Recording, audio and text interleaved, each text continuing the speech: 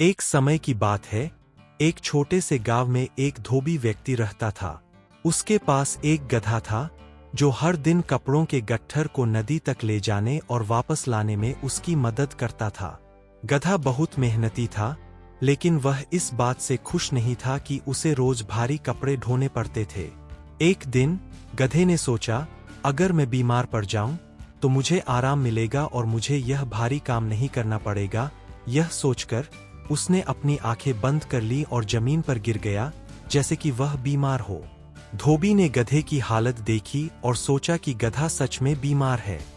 उसने सोचा कि अगर गधा बीमार है, तो वह काम नहीं कर सकेगा, इसलिए उसे कुछ समय के लिए आराम देना चाहिए। गधा यह देखकर खुश हुआ कि उसकी चालाकी काम कर गई। वह सोचने लगा कि अब उसे रोज का काम नहीं करना पड़ेगा और वह आराम से दिन गुजार सकेगा। लेकिन अगले दिन धोबी ने एक नया गधा खरीदा और उसे काम पर लगा दिया। पुराने गधे को अब कोई ध्यान नहीं देता था और वह एक कोने में पड़ा रहा। कुछ दिन बाद जब पुराने गधे को भूख लगी और उसे एहसास हुआ कि अब कोई उसे खाने के लिए भी नहीं पूछता, तो उसने अपनी गलती समझी।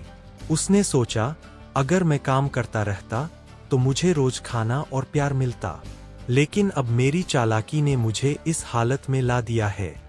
यह सोचकर गधा वापस खड़ा हुआ और अपने मालिक के पास गया।